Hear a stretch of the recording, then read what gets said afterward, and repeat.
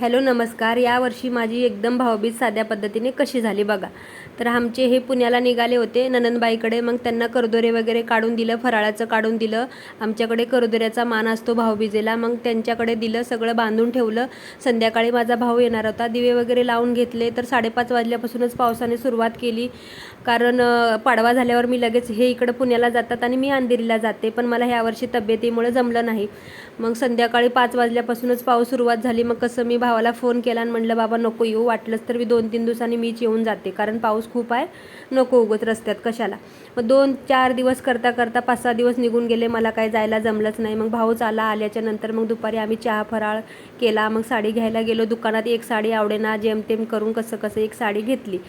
मग साडी घेतल्याच्या नंतर बिलिंग करताना हा बघा फोटो काढून घेत होता, व्हिडिओ काढत होता. मग आम्ही घरी आलो. घरी आल्याच्या नंतर जेवण बनवलं, जेवलो.